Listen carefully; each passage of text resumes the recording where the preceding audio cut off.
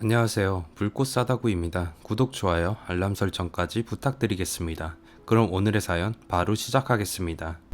서울에서 살고 있는 42세의 여성입니다. 저는 결혼한 뒤에 세상에서 돈이 없어서 무시당하는 것이 가장 서럽다는 걸 뼈저리게 깨닫게 되었습니다.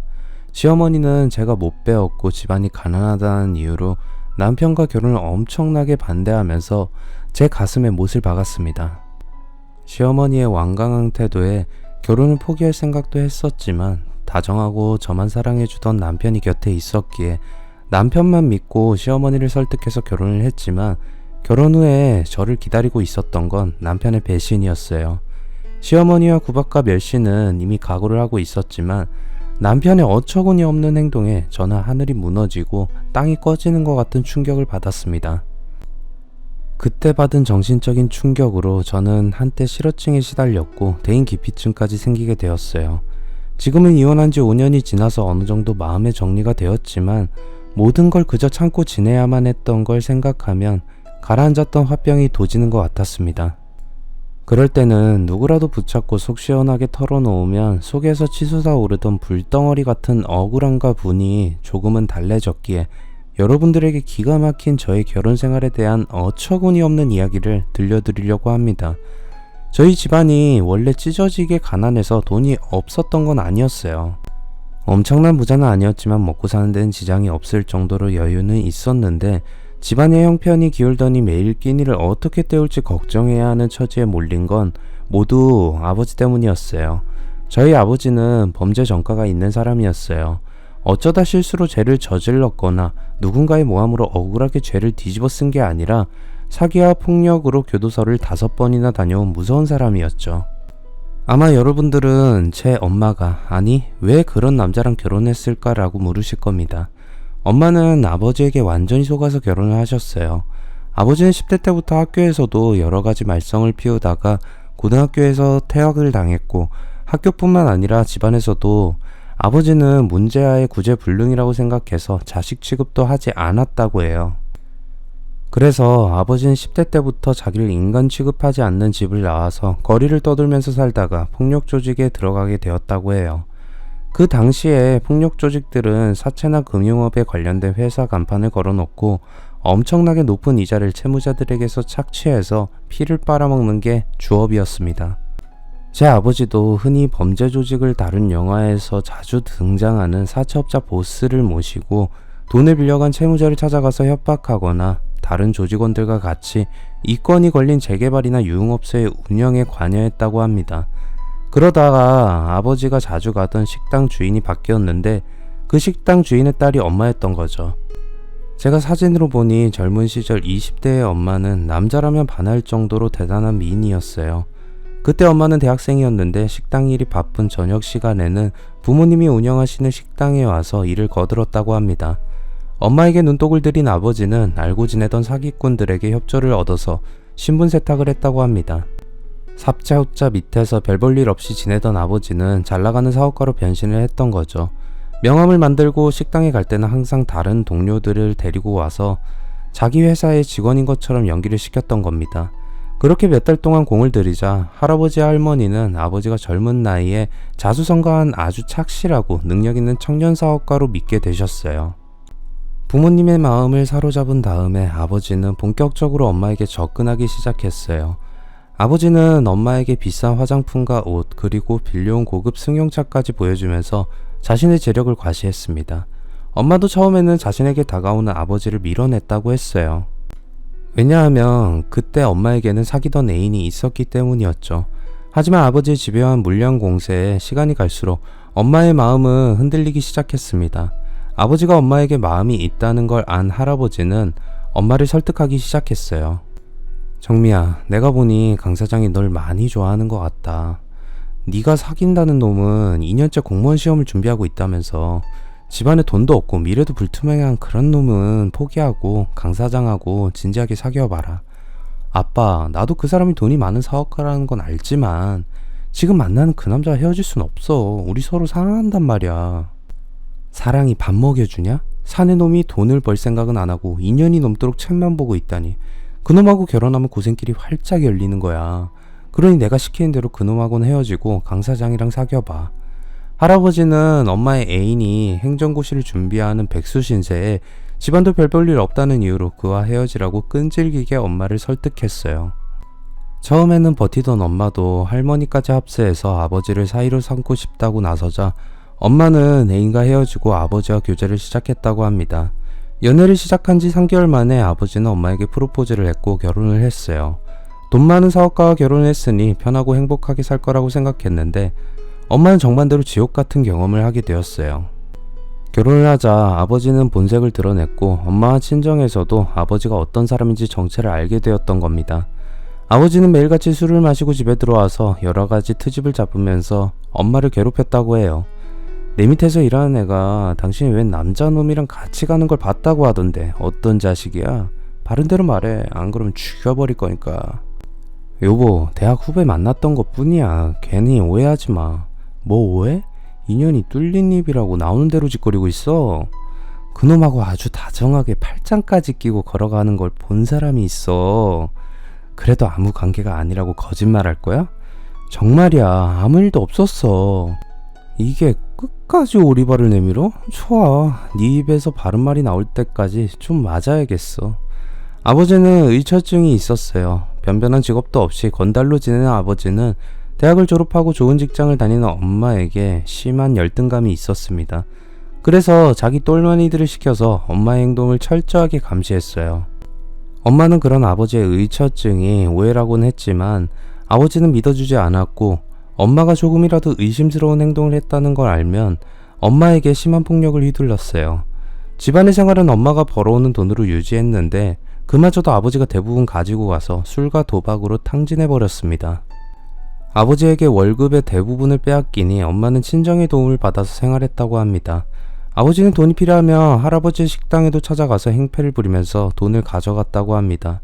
아버지의 폭력과 행포를 견디다 못한 엄마는 아버지와 이혼을 하려고 했지만 아버지가 이혼은 절대 못해준다고 버티는 바람에 실패했다고 해요. 그리고 저를 임신하게 되자 엄마는 모든 걸 운명으로 받아들이면서 체념하게 되었다고 해요. 그러다가 엄마가 아버지에게서 벗어날 수 있는 기회가 찾아왔어요. 아버지의 조직이 은밀하게 해오던 사기 사건이 경찰에게 적발이 되어서 아버지가 구속이 되었고 1년의 실형을 선고받은 겁니다. 어이가 없게도 엄마와 할아버지는 날아갈 듯이 기뻐했다고 합니다. 엄마는 다니던 회사까지 그만두었고 할아버지 할머니는 식당을 급히 처분해서 아버지가 도저히 찾을 수 없는 지방으로 가서 숨어서 살게 되었어요. 엄마는 그곳에서 저를 낳아서 키웠다고 합니다.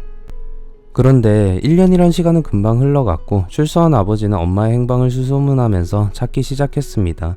조직의 정보망을 동원해서 전국을 뒤진 끝에 엄마가 숨어서 사는 곳을 찾아낸 아버지는 엄마를 찾아와서 저와 엄마를 데리고 서울로 돌아왔다고 합니다.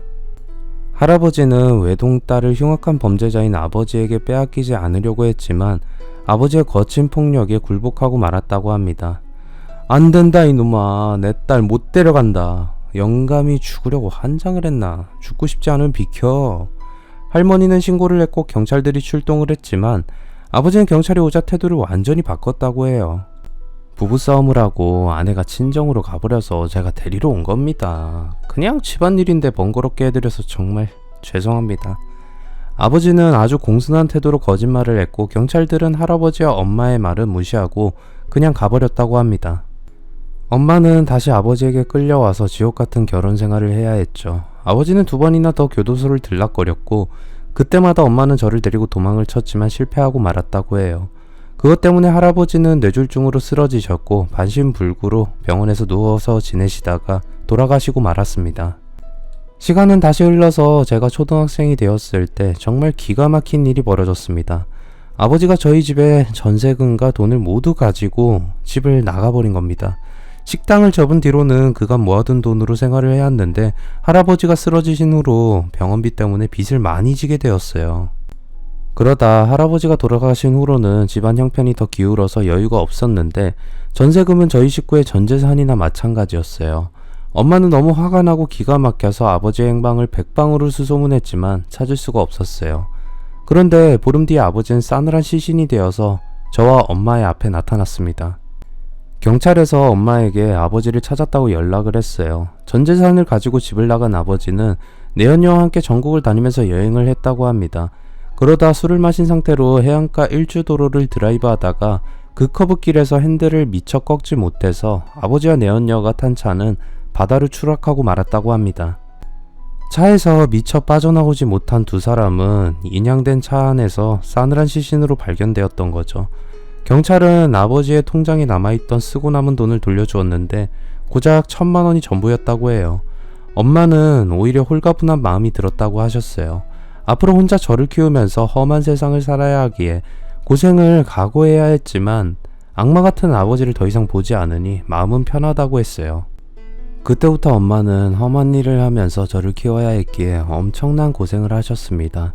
돈이 없어서 일주일 동안 라면만 먹기도 했고 그마저도 없으면 물로 배를 채워야 했어요. 저는 어려운 집안 형편 탓에 일찍 철이 들어서 고등학교를 다니면서 알바를 시작했어요. 아침부터 밤까지 쉬지 않고 일하는 엄마를 조금이라도 돕기 위해서였죠. 엄마는 쓸데없는 짓 하지 말고 공부를 열심히 해서 대학 갈 생각을 하라고 했지만 제 머릿속에는 대학 진학은 없었어요. 고등학교만 마치면 일자리를 찾아서 취직을 할 생각이었어요. 그래서 저는 3학년이 되자 취업반에 들어가서 회계나 컴퓨터 관련 자격증을 땄습니다. 졸업을 하자마자 저는 일자리를 알아보았습니다. 학생일 때는 아직 사회생활을 몰라서 졸업과 동시에 어느 곳이나 이력서만 내면 바로 취직이 될 거라고 생각을 했어요. 그런데 몇 달 동안 수도 없는 많은 회사에 지원을 했지만 번번이 탈락을 했어요. 그래서 저는 우선 급한 대로 알바를 하면서 제대로 된 일자리를 알아보기로 했어요. 저는 전에 다녔던 편의점을 찾아가서 사장님에게 사정을 말하고 취업이 될 때까지 일을 시켜달라고 말했습니다. 사장님은 흔쾌히 저를 받아주었어요. 그런데 말이야, 지금 바로 시작할 수 있는 시간이 밤 10시부터 다음날 아침 6시까지야. 여자가 혼자 하기에는 좀 위험한 시간이라서 걱정이 되네. 할 수 있겠어? 저는 물불 가릴 처지가 아니어서 당장 시작하겠다고 대답했어요. 밤 12시가 지나고 새벽이 되면 손님들이 없어서 편하기는 했지만 은근히 무섭기는 했어요. 한 번씩 술이 잔뜩 취한 손님이 들어와서 혀가 꼬부라지는 소리로 제게 말을 걸면 계산대 밑에 있는 제 손에는 사장님이 준 가스총이 들려 있었어요. 사장님도 불안하셨는지 매일 새벽 시간이 되면 편의점에 들러서 아무 일 없는지 살피고 일주일에 2번은 저와 같이 일을 하셨어요. 사장님, 저 괜찮으니까 들어가서 주무세요. 오전에는 사장님이 근무하셔야 되잖아요. 그러니까 좀 주무세요. 난 괜찮아. 오늘은 피곤하지 않아서 그래. 오늘 내가 같이 있어줄 테니까 피곤하면 물품 창고에서 잠깐 자다가 나와. 아니에요, 저 괜찮아요. 사장님은 오히려 매일 밤을 새서 일하는 저를 걱정하면서 피곤하면 잠깐씩 눈을 붙이라고 하셨어요. 처음에는 괜찮다고 했지만 한 달이 지나자 새벽이 되면 졸음이 몰려왔어요. 그러다 보니 사장님이 계실 때면 전 1시간 정도 창고로 가서 자고 나오곤 했어요. 그러다 가구를 만드는 회사에 취업을 하게 되면서 편의점을 그만두게 되었습니다. 그런데 2년 만에 그 회사가 부도가 나서 문을 닫으면서 저는 백수가 되고 말았습니다. 그때 다행히도 편의점 사장님이 소개해줘서 무역회사에 들어가게 되었어요. 회사라고는 하지만 규모가 큰 건 아니었고 개인이 운영하는 작은 사무실 같은 규모였어요. 직원이 사장님을 포함해서 5명이었죠. 사장님은 이제 막 30살이 된 남자였어요. 주로 중국에서 생활 잡화를 수입해서 마트나 할인 매장 같은 거래처에 납품하고 있었어요. 물량이 많을 때는 인천항에서 트럭을 통해서 운반해 왔지만 물량이 많지 않거나 값이 비싸거나 파손이 우려되는 귀중품들은 따이공이라고 불리는 보따리상들을 고용해서 중국에 직접 들어가서 가지고 왔습니다. 저희들은 주로 한국의 거래처들과 계약을 하고 중국의 업체를 접촉해서 납품을 받았습니다. 그래서 사장님은 중국으로 출장을 가는 일이 많았어요. 남자 직원들도 사장님과 같이 중국으로 출장을 가는 일이 많았습니다. 하지만 여자인 저는 격리 업무를 하면서 국내 거래처들을 관리하는 일을 주로 했어요. 그런데 제가 사장님과 같이 중국에 가야 하는 상황이 생겼습니다. 원래 사장님과 같이 중국에 가기로 했던 직원 2명이 피치 못할 사정이 생겨서 국내에 머물러야 했던 거죠. 한 명은 아내의 출산이 임박했고 한 명은 어머니가 갑자기 돌아가셨어요. 아무래도 이번엔 수정씨도 같이 중국에 가야 될 것 같아. 사장님은 중국에 들어가면 빈손으로 돌아오는 법이 없었어요. 주위 사람들에게서 부탁받은 물건들을 엄청나게 사서 가지고 들어왔기 때문에 항상 남자 직원들 1명이나 2명이 동행하곤 했어요. 그래서 사장님은 다른 남자 직원과 저도 같이 가자고 하셨고 저는 따라가야 했어요. 일주일 뒤에 저희들은 중국으로 출발을 했고 사장님과 저희들은 거래를 하는 중국 업체에 들려서 계약부터 했습니다. 중국은 워낙 넓어서 여러 곳에 흩어져 있는 업체를 찾아다니면서 서둘러 계약을 하는 데만 사흘이 걸렸습니다. 계약을 마치자 사장님은 대형 상가를 돌아다니면서 부탁받은 물건들을 사기 시작했어요. 저와 다른 직원은 짐꾼이 되어서 사장님의 뒤를 따라다녔습니다. 그런데 예상치 못한 일이 생겨버렸어요. 사장님이 미리 물건을 준비해달라고 부탁해놓은 중국 도매상에게 가니 물건이 아직 준비가 안 되었으니 내일 오라는 겁니다. 저희들은 그날 오후에 출발 예정이었지만 어쩔 수 없이 예정에도 없이 하룻밤을 더 중국에서 보내야 했어요. 기왕 이렇게 됐으니까 오늘은 쇼핑을 이 정도로 하고 내일 한번 더 돌아보고 돌아가자고. 사장님은 사야 할 물건을 적어놓은 목록을 확인하시더니 어차피 하룻밤을 더 묵어야 하니 내일 다른 대형 상가도 돌아보고 돌아가자고 하셨어요. 저희들이 하룻밤을 묵을 숙소를 잡으려고 했는데 같이 동행한 남자 직원은 중국에 유학을 와 있는 친구를 만나서 그의 집에서 자겠다고 했어요. 그래서 사장님과 저는 여관으로 가서 숙소를 잡았습니다. 그런데 사장님은 방을 하나만 잡은 것이었어요. 제가 놀라서 물어보자 사장님은 난처한 표정으로 오늘 비어있는 방이 하나밖에 없다고 하네. 지금이 대목이라 다른 곳을 가봐도 빈 방은 없을 거라고 해. 그러니 할 수 없잖아 라고 하셨어요. 저는 중국어를 전혀 할 줄 몰랐기에 사장님의 말을 믿었는데 사장님은 제게 거짓말을 했어요. 저는 바로 옆에 누워있는 사장님이 신경 쓰여서 쉽게 잠을 이루지 못하고 계속 뒤척였어요. 그때 사장님이 슬며시 손을 뻗어서 제 어깨를 감싸 안았어요. 저는 무척 놀랐지만 사장님의 손을 뿌리치지 못하고 그의 손에 몸을 맡기고 가만히 있었고 잠시 후에 사장님은 제 몸을 돌리더니 껴안았습니다. 그리고 저희들은 한 몸이 되었어요. 중국에서 사장님과 관계를 가진 후로 저희들은 연인 사이가 되었습니다. 다른 연인들처럼 주말마다 데이트를 하면서 서로에 대한 애정을 확인하면서 몇 달이 지난 다음에 저희들은 결혼을 약속하게 되었어요. 그런데 남편과 제가 결혼을 하기 위해서는 넘어야 할 큰 장벽이 있었어요. 바로 시어머니가 저희들의 결혼을 결사 반대하셨던 거죠. 이유는 아주 간단했어요. 제가 고졸로 가방끈이 짧고 집안에 돈이 없다는 것 때문이었죠. 시댁은 알부자로 소문이 날 정도로 부동산을 많이 가지고 있었어요. 하지만 처음부터 시댁이 부자였던 건 아니었고 모두 돈 냄새를 기가 막히게 잘 맡는 시어머니 덕분에 돈을 모으게 되었다고 했어요. 시어머니는 어떤 게 돈이 되는 일인지 알아차리는 남다른 동물적인 감각을 타고났어요. 처녀 시절부터 돈에 대한 강한 집착과 공격적인 투자로 친정의 살림을 일으켰고 결혼을 한 다음에는 경기가 좋지 않아서 망해가던 시아버지의 사업에 자기가 가진 돈을 털어넣어서 회사를 다시 살려 놓았다고 합니다. 그때부터 시댁에서는 시어머니가 실질적인 가장이 되었다고 해요. 시아버지는 시어머니와 말다툼을 하다가도 시어머니가 이 집안이 누구 때문에 이만큼 살게 되었는데 나한테 대드는 거야? 라고 으름장을 놓으면 아무 말도 하지 못할 정도였답니다. 내가 세상에서 제일 싫어하고 경멸하는 인간들이 돈은 없으면서 큰소리치고 다니는 것들이야. 난 그런 것들은 사람으로 보지 않아.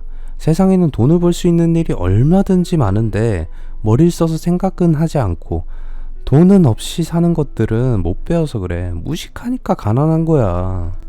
시어머니는 남편에게 들어서 제가 고등학교만 졸업했고 집안 형편이 넉넉하지 않다는 걸 알고 있었어요. 시어머니의 말에 따르면 저는 그녀가 세상에서 가장 싫어하는 대표적인 인간이었어요. 그러니 저처럼 무식하고 하찮은 것이 귀한 아들과 감히 결혼하겠다고 찾아왔으니 어이가 없었을 겁니다. 남편은 저희들은 서로 사랑하고 있고 세상을 사는 데는 돈보다는 사랑이 훨씬 소중하고 가치가 있다고 말했지만 시어머니는 남편을 보면서 코웃음을 쳤어요. 정호, 너 사업을 한다는 놈이 어떻게 세상을 이렇게 모르니? 사랑이 밥 먹여주더냐? 돈이 없으면 개만도 못한 취급을 받는 게 요즘 세상이야. 난 죽어도 너희들 결혼 허락 못하니까 당장 헤어져. 그리고 넌 네 동생의 반이라도 닮아라. 못난 놈 같으니라고. 시어머니는 동생과 남편을 비교하면서 혀를 차셨어요. 돈에 대한 집착이나 감각이 없는 남편과는 달리 도련님은 시어머니를 닮아서 어려서부터 돈을 아주 밝혔고 지금은 금융회사에 취업을 했다가 펀드 매니저 일을 하면서 업계에서는 투자의 귀재로 불리고 있다고 했어요. 남편은 성격이 모질지 못하고 남의 부탁을 거절하지 못하는 우유부단한 성격이라서 지인들이 돈을 빌려달라고 하면 거절을 못하고 빌려주었는데 문제는 나중에 돈을 빌려간 사람이 제때 갚지 않으면 돈을 달라는 말을 하지 못했어요. 그래서 떼인 돈이 엄청나다고 해요. 어릴 때부터 시어머니는 칠칠치 못한 남편과 차돌처럼 야무진 도련님을 비교하면서 자존심을 상하게 만들어서 남편은 도련님에 대한 말만 나오면 얼굴이 굳어지곤 했어요. 남편은 어떻게든 설득해보려고 했지만 시어머니는 태산처럼 요지부동이었어요. 저는 시어머니 앞에서 죄인처럼 고개만 떨구고 있다가 그냥 돌아와야만 했습니다. 남편은 제게 매일같이 시어머니를 설득하고 있으니 걱정하지 말고 며칠만 기다려달라고 했어요. 그러더니 보름 뒤에 남편은 웃으면서 시어머니가 저희들의 결혼을 허락했다는 말을 했어요. 자기야, 엄마가 우리들 결혼 허락하셨어. 뭐? 그게 정말이야? 전 믿어지지가 않았어요. 눈에 흙이 들어가기 전에는 절대 저와 결혼을 허락할 수 없다고 완강하게 버티던 시어머니가 갑자기 마음을 바꿨다는 걸 믿을 수가 없었습니다. 엄마가 결혼을 허락하기는 했는데 몇 가지 조건이 있다고 하셔. 어떤 조건인지는 당신을 만나서 직접 말하겠다고 하니까 내일 집으로 같이 가자. 다음날 저는 남편과 같이 시댁으로 갔습니다. 자식 이기는 부모 없다는 말처럼 정호가 워낙 너 아니면 평생 혼자 살겠다고 우겨대니 내가 어쩔 수 없이 결혼을 허락하기는 하는데 우선 결혼하면 넌 정호 회사에 나가지 말고 우리 집에 들어와서 살아라. 그리고 내가 운영하는 부동산 사무실에 나와서 내가 시키는 대로 하면서 일을 거들어. 잔뜩 긴장하고 있던 저는 시어머니의 말을 듣고 마음이 놓였습니다. 저를 마음에 안 들어 하시는 시어머니는 분명히 말도 안 되는 조건을 내걸고 트집을 잡아서 제가 결혼을 포기하도록 만들 거라고 생각했는데 의외로 너무 쉽고 간단한 조건을 제시하셨어요. 결혼 후 시댁에 들어와서 살림을 하면서 시어머니가 운영하는 부동산 사무실 일을 거들라고 하시는 건 너무 쉬운 일이었죠.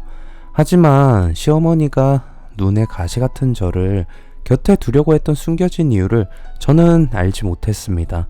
그래서 결혼을 하자마자 저는 지옥 같은 끔찍한 생활을 하게 되었습니다. 시어머니가 제게 시킨 일은 청소였어요. 그런데 시어머니의 소유의 부동산 사무실뿐만 아니라 건물 전체의 청소를 제게 시켰어요. 그 건물이 시어머니의 소유였기 때문이었죠. 시어머니는 저를 위해서 청소부 아줌마까지 내보냈습니다. 이제부터 오전에 집안일 끝내고 나면 바로 나와서 건물 청소를 해. 그렇다고 집안일에 소홀히 하면 가만 안 둘 테니까 그렇게 알아. 저는 오전과 저녁에는 집안일을 했고 낮에는 시어머니의 감시하에 하루 종일 화장실을 포함해서 5층 건물 전체를 혼자 쓸고 닦으면서 청소를 하는 고달픈 생활을 하게 되었죠. 시어머니는 수시로 건물을 둘러보면서 제대로 청소가 되어 있지 않으면 다른 사람들이 보는 앞에서 제게 걸레를 집어 던지기도 했고 입에 담지 못할 욕을 했어요.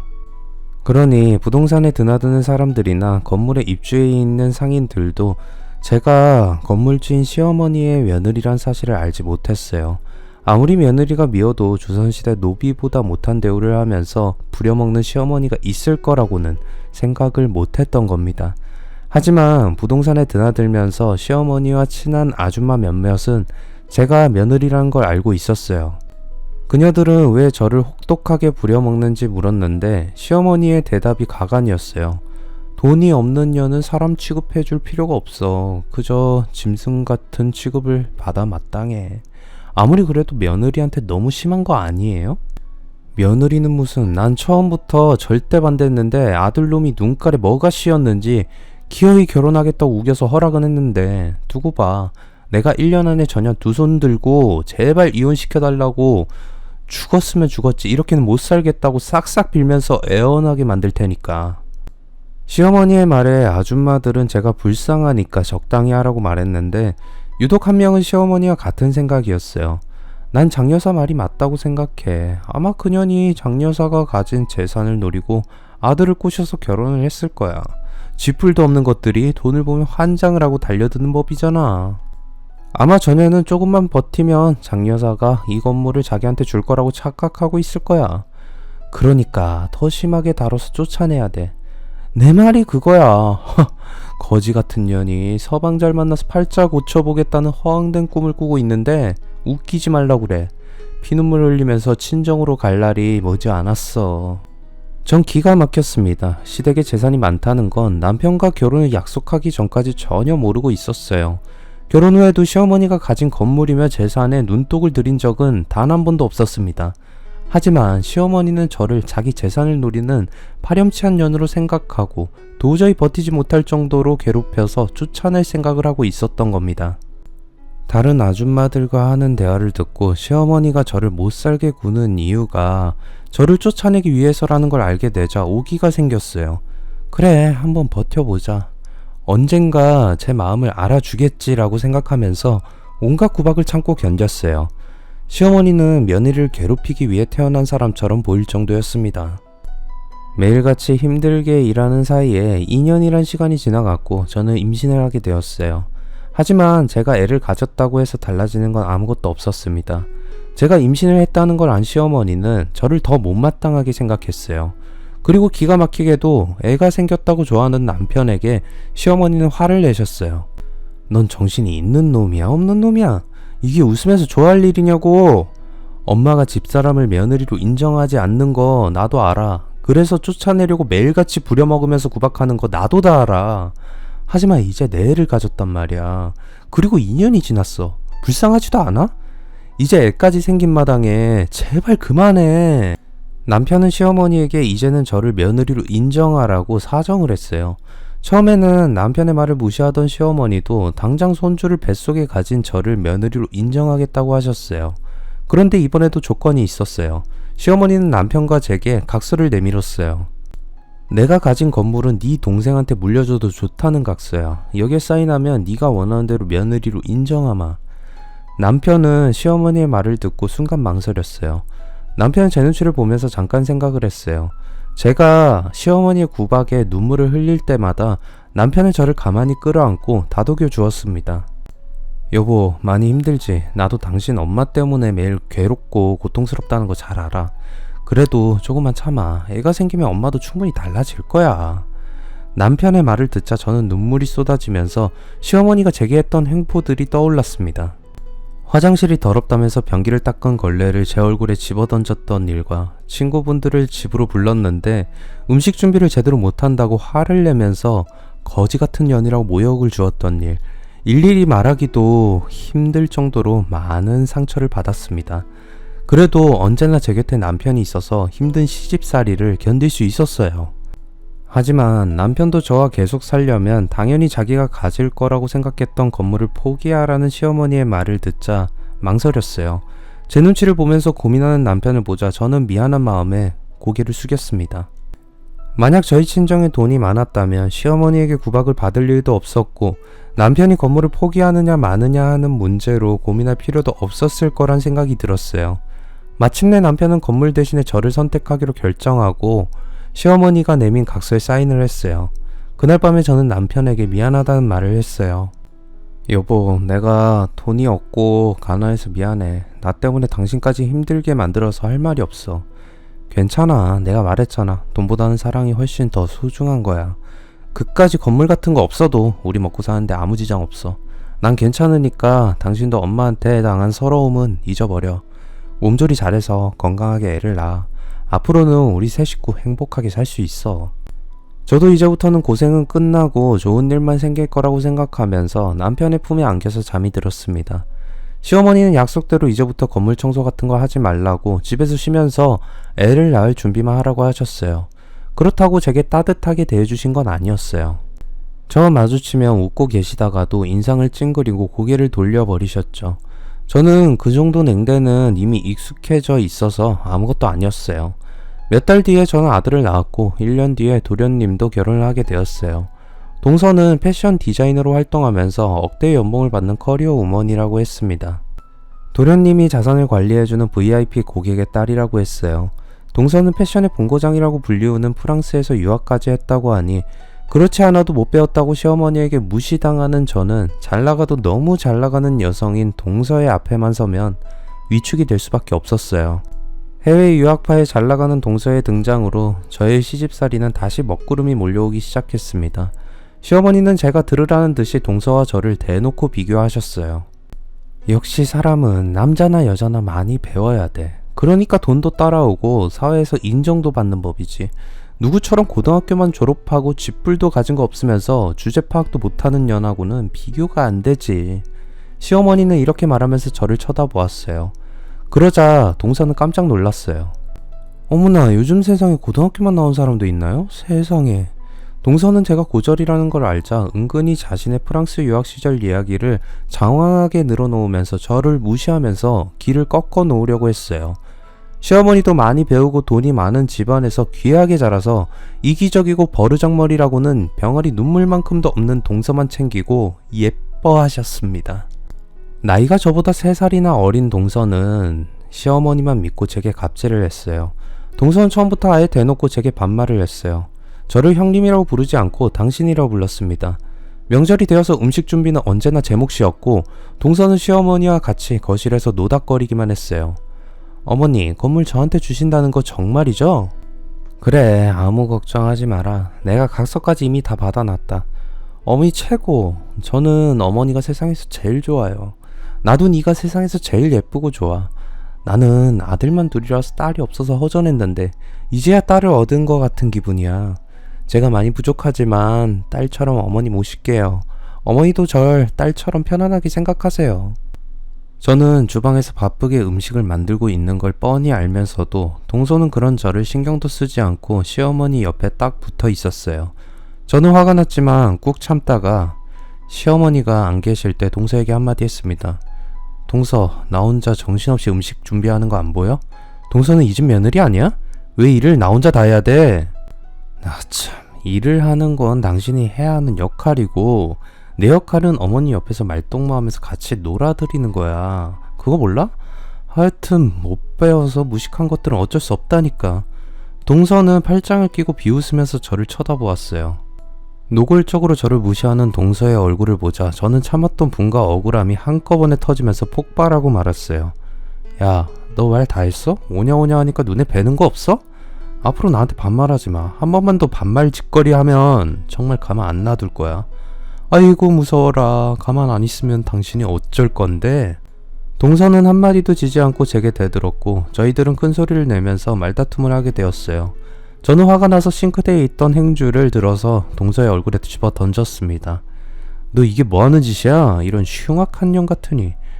마침 그때 주방으로 들어온 시어머니가 그걸 보았고 동서는 아주 억울하다는 듯이 시어머니에게 쪼르르 달려가서 울면서 거짓말을 했어요. 어머니, 형님이 음식 준비 안 도와준다고 무시하고 욕을 하면서 저를... 뭐야? 정말 무식한 년은 어쩔 수 없다니까. 말로는 안 되니까 욕이나 하고 주먹이나 휘두르려고 들지.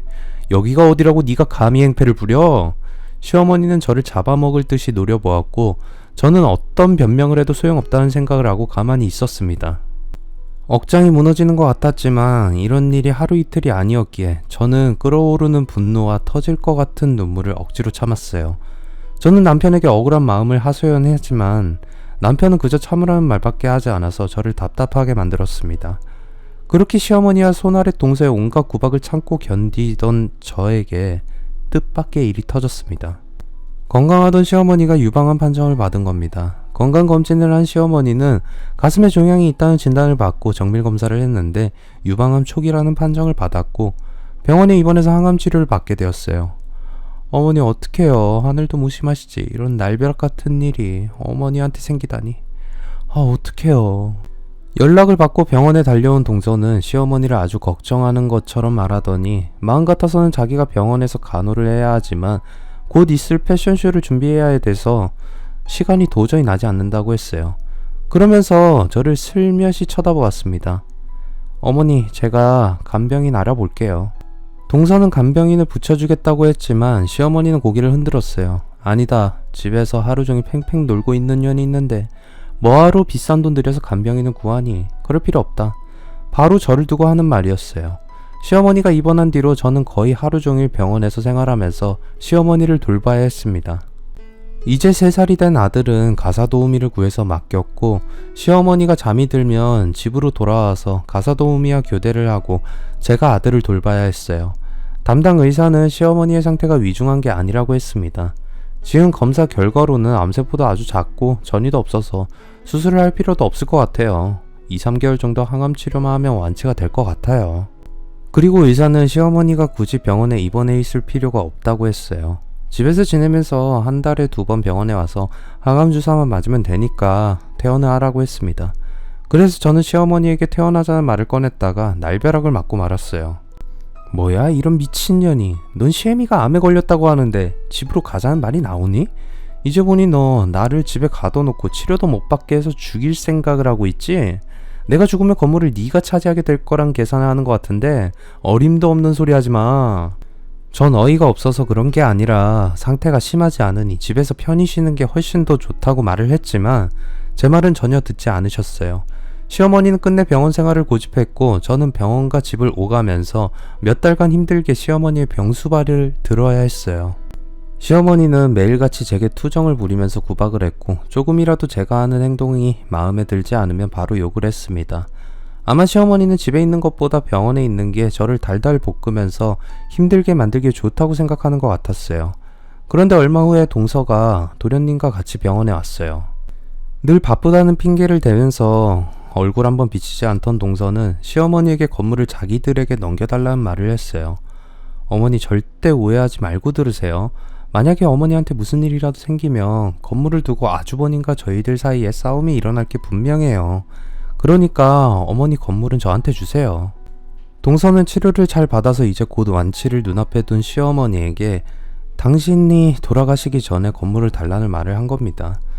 제가 들어도 너무 염치가 없고 어이가 없는 말이어서 시어머니가 불같이 화를 낼 거라고 생각했는데 의외로 정반대였어요. 그래, 네 말이 맞다. 내가 죽기 전에 너한테 건물을 넘겨주마. 하지만 지금은 내가 많이 나아졌으니까 시간을 두고 생각해보자꾸나. 제가 퇴원을 하자고 할 때는 시어머니를 죽이려고 드는 못된 며느리라고 몰아세우더니 정작 동서가 죽기 전에 건물을 달라고 하는데도 시어머니는 화를 내지 않았어요. 이번에도 저만 못된 며느리가 되고 말았어요. 3개월에 걸쳐서 항암 치료를 받고 완치가 된 시어머니는 퇴원을 하셨어요. 그런데 그때부터 남편의 행동이 어딘지 모르게 수상해졌어요. 제가 병원에서 생활하는 동안 아들을 돌봐준 가사도우미의 말에 의하면 제가 병원에서 밤을 새면서 집에 들어오지 않는 날에는 남편도 집에 들어오지 않고 외박을 하는 날이 많았다고 했어요. 일주일에 2번 항암 주사를 맞는 날에는 시어머니의 컨디션이 많이 나빠져서 제가 밤새 옆에 있어야 했습니다. 그런 날이면 저는 가사도우미에게 추가로 돈을 주고 다음 날까지 집에 머물러 달라고 부탁을 했는데 그런 날이면 남편은 어김없이 집에 들어오지 않았다는 겁니다. 저는 일이 바쁘다 보면 그럴 수 있다고 생각하고 대수롭지 않게 넘겼는데 남편에게 동거녀가 있다는 결정적인 증거를 찾게 되었어요. 남편이 제게 문자를 잘못 보내면서부터 시작이 되었어요. 우리의 100일 정말 축하해. 다음 달엔 좋은 곳으로 여행 가자. 사랑해. 남편은 느닷없이 이런 문자를 제게 보냈어요. 난데없이 웬 100일 타령인가 싶어서 남편에게 물어보려고 했는데 남편이 먼저 변명을 했어요. 남편의 회사에 새로 들어온 직원이 있는데 그의 아내와 결혼한 지 100일이 된다고 했어요. 그래서 아내를 깜짝 놀라게 해주려고 낯선 남자한테서 100일 문자를 보낼 생각을 했고 남편에게 자기 아내에게 문자를 대신 보내달라고 부탁을 했다는 겁니다. 그런데 그 직원의 아내와 제가 쓰는 휴대폰 번호가 거의 비슷해서 남편이 실수로 저장을 잘못해서 저한테 문자를 보내버렸다고 했어요. 저는 뭔가 앞뒤가 맞지 않는다고 생각했습니다. 요즘은 보이스피싱 같은 것 때문에 낯선 문자로 아내를 놀라게 만들고 어떤 반응을 보이는지 살피는 게 유행이라고 하네. 남편이 그냥 장난을 치다가 잘못된 거라고 대수롭지 않게 말하기에 저도 그런가 보다 생각하고 말았습니다. 하지만 저는 얼마 뒤에 남편이 시어머니에게 건물을 달라고 사정을 했다는 걸 알게 되었어요.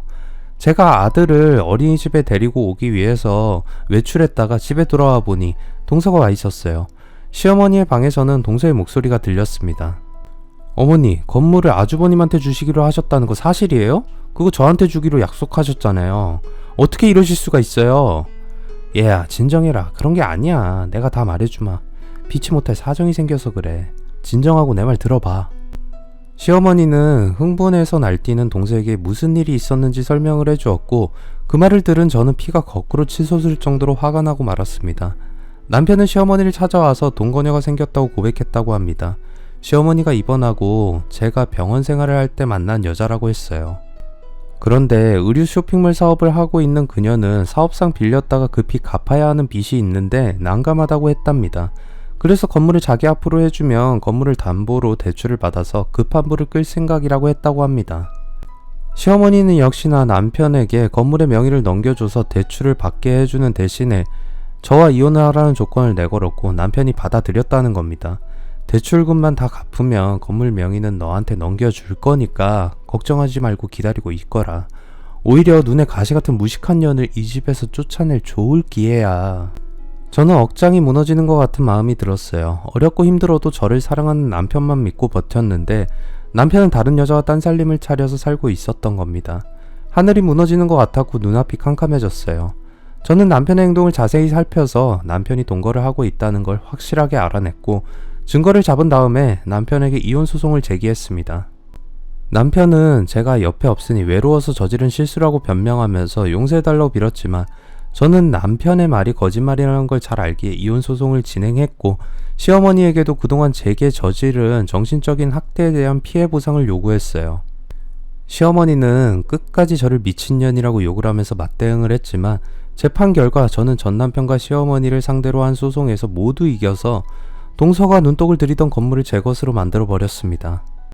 늘 가난하다고 무시당하던 제가 건물주가 되자 역시 세상은 돈이 있어야 대접을 받는다는 생각이 듭니다.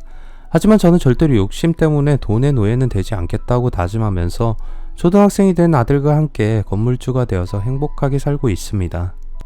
두 번째 사연입니다. 서울에 살고 있는 자영업을 하고 있는 45세의 남성입니다. 화병이란 사람이 억울한 일을 당했는데 그 억울함을 풀지 못하고 계속 마음속에 쌓아둬서 생기는 병일 거예요. 저는 아내와 이혼한 후에 그녀가 제게 저지른 터무니없고 말도 안 되는 짓들 때문에 화병이 생겨서 1년이 넘게 고생을 했습니다. 제한 것처럼 가슴이 답답하고 사소한 일에도 우라가 치밀어서 성격까지 달라지고 말았어요. 몸이 아닌 마음에 생긴 병이라 약도 없었어요. 정신과 상담까지 받았지만 결국은 제 스스로 이겨내는 것밖에 방법이 없었죠. 지금 와서 생각하면 아내를 믿었던 제가 어리석은 것이었지만 제 탓이라고 생각하면서 잊어버리기에는 정신적인 상처와 금전적인 손해가 너무 컸어요. 저는 8살이나 어린 연하의 어린 아내와 결혼했다가 실패하고 두 번째 만난 연상의 여인에게 빠져서 사귀다가 재혼을 결심하게 되었어요. 전처와 이혼을 결심한 데는 여러 가지 이유가 있었지만 결정적인 건 전처가 너무 자유분방하고 이제 22이란 어린 나이여서 가정과 남편에 대한 개념 자체가 없었기 때문입니다. 그런데 재혼을 했지만 얼마 가지 못하고 이혼하고 말았어요. 두 번째 아내도 제게 어처구니 없는 짓을 저질렀기 때문입니다. 얼마 전까지만 해도 그때 당한 끔찍한 일들이 꿈에 나타나서 가위에 눌려 몸부림치다가 온몸이 식은땀에 젖어서 깨곤 했습니다. 이제 겨우 마음을 다잡고 정상적인 생활로 돌아왔지만 아직도 제가 왜 그런 말도 안 되는 경험을 해야 하는지 꿈을 꾼 것처럼 얼떨떨하기만 합니다. 지금까지 이곳에서 다른 분들이 올린 사연들을 많이 읽었습니다. 그래서 오늘은 제가 두 여자에게 당했던 충격적인 일들을 여러분들과 같이 나누고 싶어서 글을 올리게 되었습니다. 저희 부모님은 10대의 나이에 저를 낳으셨어요. 미성년자였던 부모님이 저를 낳고 결혼을 한 데는 특별한 사연이 있었죠. 어느 날 할아버지께서 낯선 여학생을 집으로 데리고 오셨다고 해요. 할아버지는 아버지에게 앞으로 우리 집에서 같이 지낼 거야. 친동생이라 생각하고 사이좋게 지내야 한다 라고 하셨답니다. 그 여학생은 할아버지 동료의 딸이었다고 해요. 할아버지는 화물트럭을 운전하셨는데 여학생의 아버지와 유난히 친하게 지내셨다고 합니다. 처음 여학생의 아버지는 할아버지의 조수로 일했다고 합니다. 할아버지의 지인이 집안 형편이 어려우니 조수로 쓰면서 밥이나 먹여주고 운전을 가르쳐주라고 부탁을 했고 워낙 마음씨가 좋았고 남의 부탁이라면 거절을 못하는 할아버지는 그를 조수로 쓰면서 일을 가르쳤다고 합니다. 3년 뒤에 그는 운전과 화물트럭 일을 완전히 익혔고 할아버지는 자기가 일하던 회사에 그가 정식 기사로 화물트럭을 몰 수 있도록 소개해 주었다고 해요. 그는 트럭 일을 하면서 돈을 모아서 결혼을 했고 딸을 낳아서 누구보다 열심히 일을 했는데 아내가 다른 남자와 바람이 나서 집을 나가버렸다고 합니다. 화물트럭 일이 전국을 다니는 일이라서 집에 있는 시간이 거의 없었고, 그러다 보니 젊은 아내는 같은 동네에 사는 다른 남자와 바람이 나버렸던 거죠. 그는 어린 딸과 자신을 버리고 다른 남자와 도망을 간 아내 때문에 큰 충격을 받게 되었어요. 아내는 집에 전세금과 현금까지 모두 챙겨서 떠나버려서 그는 하루아침에 거지 신세가 되어버렸던 겁니다. 그는 세상을 살아갈 의욕을 잃고 자포자기해서 일은 하지 않고 술독에 빠져서 지냈는데, 할아버지가 그를 다독여서 다시 일어서게 만들었다고 합니다. 딸을 생각해서라도 네가 이러고 있으면 되겠니? 어서 털고 일어나.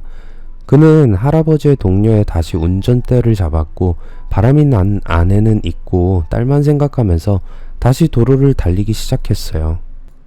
그런데 비가 억수처럼 쏟아지던 날, 그는 빗길에 과속을 하다가 미끄러지면서 중앙선을 넘은 다른 트럭과 정면 충돌하는 사고를 당하고 세상을 떠나고 말았다고 합니다. 여고생이던 그의 딸은 오갈 곳이 없어졌고, 할아버지는 그녀를 집으로 데리고 오셨던 겁니다. 트럭을 모는 할아버지가 집에 있는 시간은 한 달에 일주일이 채 되지 않았다고 해요. 할머니도 식당 일을 하셔서 밤늦게 들어오셨기에 아버지와 그 여학생은 둘만 집에 있는 시간이 많았다고 해요. 아버지는 그 여학생을 여동생처럼 보살피며 챙겨주었고, 그녀도 아버지를 잘 따랐다고 합니다. 학교도 같이 가고, 학교를 마치면 아버지는 그녀의 학교 앞에서 기다렸다가 같이 집으로 왔다고 해요. 그러다 여학생이 그 학교 여학생 일진들에게 괴롭힘을 당하고 있는 걸 아버지가 보게 되었다고 합니다. 여학생은 성격이 내성적이고 말이 없어서 친구들 사이에서 왕따를 당하고 있었다고 해요. 그러니 일진들에게는 표적이 되었고, 하굣길에 일진들에게 시달림을 당하는 일이 많았다고 합니다. 그날도 아버지가 학교로 가자 그녀는 후미진 골목길에서 여러 명의 일진들에게 둘러싸여 구타를 당하며 놀림을 당하고 있었다고 합니다. 화가 난 아버지는 달려가서 일진들에게 여학생을 괴롭히지 말라고 소리를 질렀다고 합니다. 일진들은 아버지를 가스롭게 쳐다보면서 넌 뭐야? 인연 애인이라도 돼? 그래, 내가 제 애인이다. 앞으로 괴롭히면 가만 안 둘 거니까 그렇게 알아. 어쭈, 그래도 사내 자식이라고 당차게 나오네? 근데 너 오늘 잘못 걸렸어. 일진들은 아버지가 혼자라는 걸 알고 무시하면서 덤볐다고 합니다. 하지만 아버지는 5명의 여자 일진들을 가볍게 제압해버리고 그녀를 데리고 집으로 돌아왔어요. 그런데 아버지에게 된통당한 일진들은 친하게 지내던 아버지의 학교 일진들에게 부탁해서 아버지를 손봐주라고 부탁을 했다고 해요. 수업이 끝나고 집으로 가는데 일진들이 아버지의 앞을 막아섰고 싸움이 벌어지게 되었죠. 아버지는 5명이나 되는 일진들을 상대로 싸워서 이겼다고 합니다. 아버지는 초등학교 때부터 유도를 배웠고 덩치가 좋았기 때문이었죠. 그 뒤로 여학생과 아버지는 더 각별한 사이가 되었답니다. 게다가 할아버지 할머니는 일 때문에 집에 계시지 않았고 서로에게 애정이 있는 10대의 청춘이 둘만 지내다 보니 자연스럽게 사랑이란 감정을 서로 느끼게 되었고 육체적인 관계를 가지게 되었다고 해요. 그러다 몇 달 뒤에 여학생은 임신을 하게 되었다고 해요. 할아버지 할머니는 난감한 상황이었지만 둘을 결혼시키기로 결정하셨답니다. 그래서 엄마는 18의 나이에 저를 낳으셨던 거죠. 제가 태어나자 아버지는 가장이란 책임감을 느껴서 대학 같은 건 포기하고 바로 생활전선에 뛰어드셨다고 합니다. 아버지는 막노동부터 시작해서 닥치는 대로 일을 하셨어요. 그러다 나중에는 시장에서 배달 일을 하게 되셨는데 그때 알게 된 시장 상인의 권유로 팔려고 나온 상점을 사서 장사를 시작하게 되셨어요. 아버지가 점포를 인수하겠다고 말하자 할아버지도 이제는 트럭 운전을 그만두시겠다고 하면서 트럭을 팔았고 대출을 받아서 매물로 나온 상점을 인수하게 되셨어요. 아버지는 인수한 점포로 슈퍼마켓을 운영하셨습니다. 시장에 가게가 생기자 엄마도 아버지와 같이 장사를 하셨고 저는 할머니 손에서 자라게 되었어요. 처음에는 장사가 아주 잘 되어서 직원을 3명이나 두고 옆에 있던 가게까지 인수해서 넓게 확장을 하셨습니다. 아버지와 엄마는 친화력이 좋아서 한번 가게에서 물건 사간 손님은 꼭 다시 오게 만드셨어요. 단골도 많이 늘었고 아무 걱정이 없던 때 할아버지가 병으로 입원하게 되셨어요. 트럭 운전을 그만두신 다음에는 할머니와 같이 나들이를 다니거나 취미로 등산을 하시면서 소일을 하셨는데 어느 날부터 조금만 많이 걸어도 숨이 턱까지 차올라 자주 쉬어야 해서 등산은 포기를 하고 가벼운 운동이나 산책만 하셨는데 그마저도 숨이 차서 못하게 되셨어요. 처음에는 그저 나이가 들어서 그런가 보다 생각했는데 어지럼증과 식욕부진까지 생기면서 살도 많이 빠지자 병원에서 검사를 받으셨는데 폐암 말기라는 청청병력 같은 판정을 받고 마셨어요. 할아버지는 바로 항암 치료를 시작하셨지만 의사는 6개월간의 1차 항암 치료가 끝난 다음에 고개를 저었다고 합니다. 이미 항암으로 치료할 시기가 지나버려서 방법이 없다고 했답니다. 할아버지는 자신의 마지막을 담담하게 받아들이셨고 호스피스 병동으로 옮겨서 3개월을 보낸 다음에 편안하게 눈을 감으셨다고 합니다. 시간이 지나서 제가 고등학생이 될 무렵에 시장 근처에 대형마트가 들어서면서 아버지의 슈퍼마켓은 내리막길을 걷게 되셨어요. 제 부모님을 비롯해서 시장의 상인들은 대형마트 입점을 결사적으로 반대를 했지만 막강한 자본력을 앞세운 대기업이 추진하는 사업을 막기엔 그들이 너무나 나약했어요. 마트가 영업을 시작하자 시장은 직격탄을 맞게 되었습니다. 매일같이 사람들로 북적이던 시장은 썰렁해졌고 대형마트는 날마다 할인 행사에 이벤트를 하면서 구름대처럼 사람들을 끌어모았습니다. 지금은 시장 상인들을 보호하기 위해 대형마트의 입점을 제한하고 여러가지 규제 조치가 시행되고 있었지만 그때는 시장이 몰락하는 걸 막을 수 있는 방법은 아무것도 없었어요. 시장 상인들은 장사를 포기하고 하나씩 떠나기 시작했습니다. 그래도 아버지는 장사를 포기하지 않고 3년을 넘게 대형마트에 맞서서 버티셨어요. 수료를 감수하고 대폭 할인을 해주기도 했고 가까운 곳은 직접 배달도 하면서 단골 손님을 놓치지 않으려고 하셨지만 사람들은 이미 대형마트의 낮은 가격과 편리함에 취해버린 뒤였어요. 매일같이 적자를 보는 가게를 유지하려고 애를 쓰다 보니 빚만 늘어갔고 3년이 지나자 도저히 버틸 수 없는 지경에 이르게 되었어요. 제가 대학을 졸업할 무렵에 아버지는 결단을 내리셨어요. 슈퍼마켓을 처분하셨어요. 부모님은 마지막 폭탄 세일이란 현수막을 내걸고 가게에 쌓인 재고를 일주일 동안 공짜나 마찬가지인 헐값으로 처분하셨어요. 그리고 마지막 날 가게 문을 닫고 집으로 돌아오신 부모님은 억울해서 펑펑 우셨습니다. 가게를 처분해서 우선 급한 빚을 갚으셨고 아버지는 용역회사에 있는 친구분을 통해서 건물 경비원으로 일을 하게 되셨고 엄마는 파출부 일을 시작하셨습니다. 회계학을 전공한 저는 1년 전부터 공인회계사 공부를 시작했어요. 법학을 전공한 사람이라면 누구나 판검사를 꿈꾸듯이 저를 포함한 친구들은 대부분 회계사 공부를 하고 있었어요. 경쟁자가 많았기에 결코 쉽고 만만한 시험이 아니었습니다. 저는 이를 악물고 밤낮으로 공부에 매달렸지만 첫 번째 도전에서는 실패를 하고 말았어요. 그래서 졸업을 한 다음에 두 번째로 도전을 했고 회계사 타이틀을 달게 되었습니다. 회계사가 된 저는 두 가지 진로를 놓고 고민을 하게 되었어요. 회계법인이나 일반 기업에 취업을 하느냐 아니면 회계사 사무소를 여느냐 하는 것이었죠. 제 고민을 들은 선배는 당연히 회계법인에 취업을 하라고 권했어요. 회계사란 직업은 말이야 타이틀만 달고 있어서 되는 게 아니야. 무엇보다 연줄이 중요해. 아무 연줄도 없고 무턱대고 개업했다가 쪽박차기 딱 좋아. 그러니까 우선 회계법인에서 실무 경험을 쌓고 인맥을 충분히 넓힌 다음에 개업을 해. 선배의 조언대로 회계법인에 취업을 하게 되었어요. 신입 회계사인 저는 직속 사수인 여자 팀장에게서 업무를 배우게 되었습니다. 그녀는 입사가 저보다 3년이 빨랐지만 나이는 저와 동갑이었어요. 그녀는 단 한 번의 도전으로 회계사가 되었고 저는 2번 도전을 했고 군대까지 다녀와야 해서 입사가 늦어진 겁니다. 그런 걸 감안해도 3년 만에 회계법인의 팀장이 되었으니 그녀의 탁월한 능력을 회사에서 인정했다고 봐야 할 거예요. 그녀는 업무에 관한 한치의 오차도 허용하지 않았고 컴퓨터보다 정확해야 한다고 말했어요. 회계란 숫자를 다루는 일이고 우리가 숫자 하나 잘못 기입하면 우리에게 일을 맡긴 기업은 천문학적인 손해를 보게 되죠.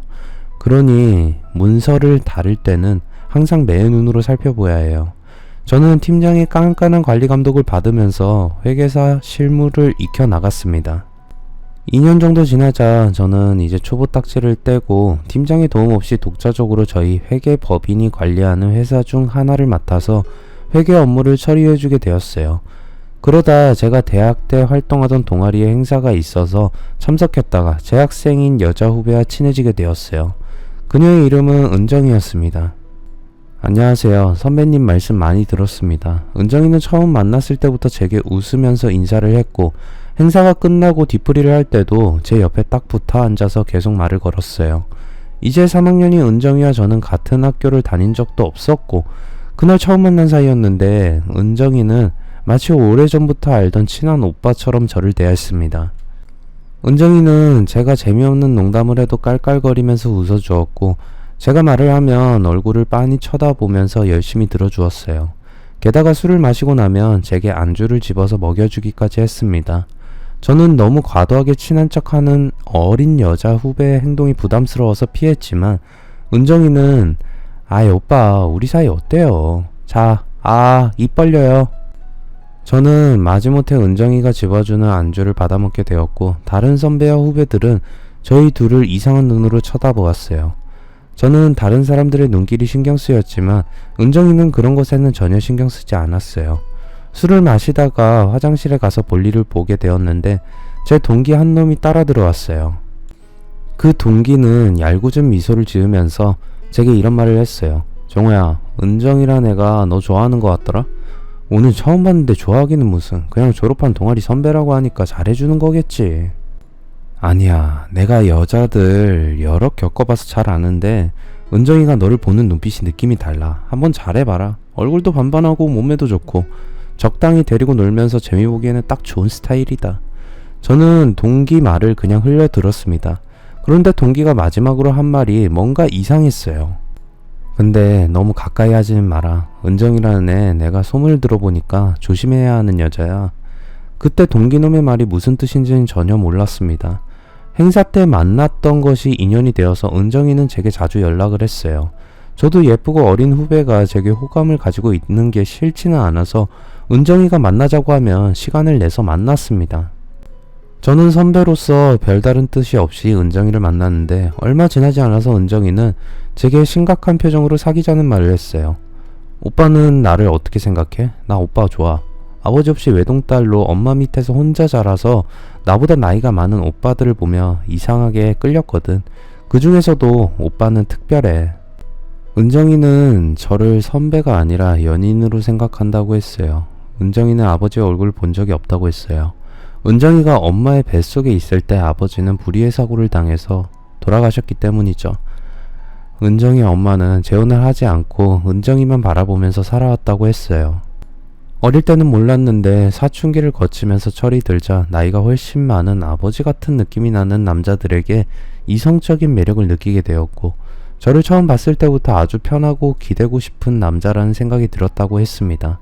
저 역시 남자라면 누구나 호감을 가질 정도로 외모가 되고 이제 22살의 어린 은정이가 마음에 들었어요. 하지만 은정이와 저는 8살이나 차이가 났기에 그녀와 사귀는 게 망설여졌습니다. 둘 다 성인인데 나이 차이 많이 나는 게 문제가 될 건 없었지만 전 저보다 1살이나 2살 정도 차이가 나거나 동갑인 여성과 사귀기를 원하고 있었어요. 친구처럼 편하게 지내면서 어렵고 힘든 문제가 닥치면 서로 터놓고 대화하면서 같이 어려움을 극복해 나가면서 평생을 배우자라기보다는 친구처럼 편하게 지낼 수 있는 여성을 원하고 있었어요. 그런 면에서 은정이는 너무 어렸습니다. 은정아, 오빠도 네가 좋아. 그런데 그냥 좋아하는 거하고 결혼을 해서 평생 같이 사는 건 차원이 다른 문제야. 우리 그냥 지금처럼 편한 선후배로 지내자. 저는 둘러서 제 마음을 은정이에게 말했지만 은정이는 막무가내로 제가 좋다고 매달렸어요. 저는 여러 번 설득을 했지만 은정이는 매일같이 사랑한다, 보고 싶다, 저밖에 없고 안 보면 보고 싶어서 참을 수가 없다는 문자를 매일같이 보냈어요. 은정이의 일방적인 애정 공세가 한 달이 넘게 계속되자 제 마음은 흔들리기 시작했어요. 저만 바라보면서 사랑한다고 매달리는 매력적인 여자의 대시를 감당할 수 있는 남자는 아마 없을 겁니다. 저는 은정이를 제 연인으로 생각하고 사귀게 되었어요. 몇 개월의 연애 끝에 저희들은 결혼을 하게 되었습니다. 처음에 저는 은정이가 대학을 졸업하면 결혼을 할 생각이었지만 은정이는 하루라도 빨리 저와 결혼해서 같이 살고 싶다고 졸라댔습니다. 오빠, 나 내년이면 졸업해. 지금 결혼 하나 내년에 하나 달라질 게 뭐가 있어. 나는 하루라도 빨리 오빠의 아내가 되고 싶어. 오빠를 위해서 맛있는 것도 만들어주고 오빠와 나를 닮은 예쁜 애도 낳고 싶어. 그러니까 미루지 말고 빨리 결혼하자. 저는 할 수 없이 은정이를 부모님에게 소개시켜드리고 곧 결혼할 거라고 말씀을 드렸습니다. 그러자 예상대로 엄마는 걱정부터 하셨어요. 너희들이 좋다면야 결혼하는 게 당연한 일인데 내가 겪어보니 여자가 애를 너무 빨리 낳아도 절대 좋은 게 아니더라.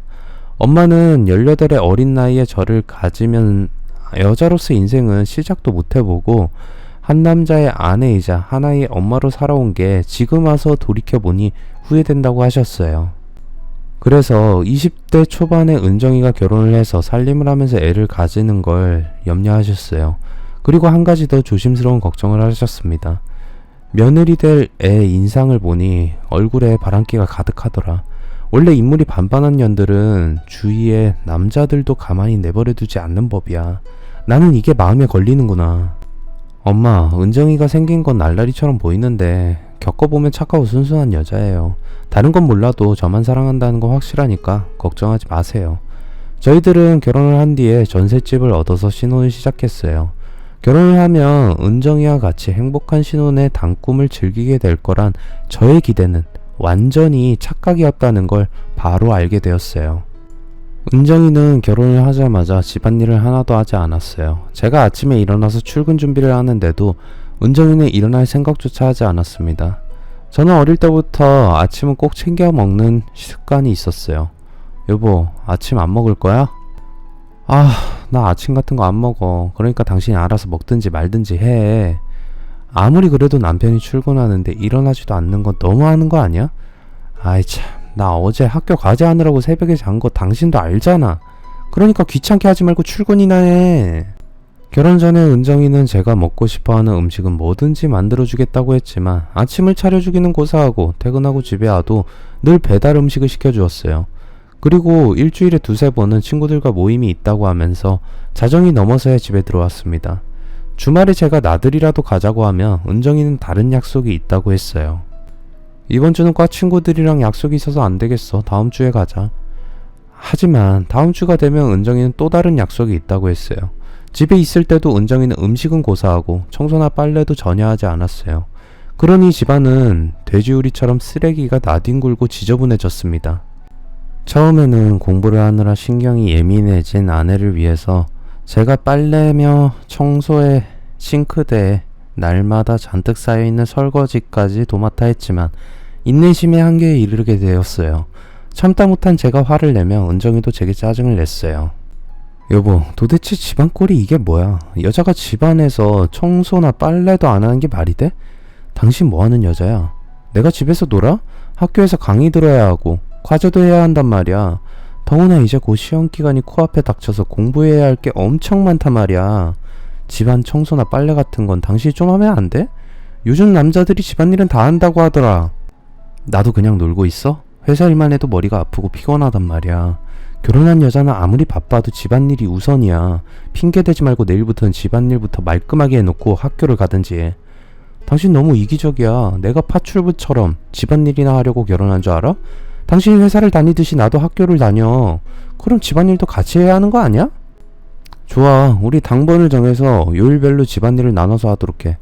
몰라. 나 지금 시험 공부해야 하니까 말 시키지 마. 아내는 늘 이런 식이었어요. 제 사정은 생각하지도 않고 아직 학생인 자기 입장만 늘어놓으면서 모든 걸 저한테 시키려고 들었어요. 결혼 후 2달이 지나면서 저와 아내는 수시로 다투게 되었어요. 아내와 저의 마찰은 집안일뿐만이 아니었어요. 아내는 수시로 남자친구들과 어울렸습니다. 아내가 친구들과 2박 3일로 여행을 간다고 해서 당연히 여자친구들과 같이 갈 거라고 생각하고 허락을 해주었는데 나중에 알고 보니 남자친구들과 같이 여행을 갔던 겁니다. 여행을 다녀온 뒤에 아내가 자기 소셜미디어에 올린 사진들을 보고 저는 기가 막혔어요. 여러 명의 남자들과 껴안고 팔짱을 끼고 찍은 사진들 뿐이었습니다.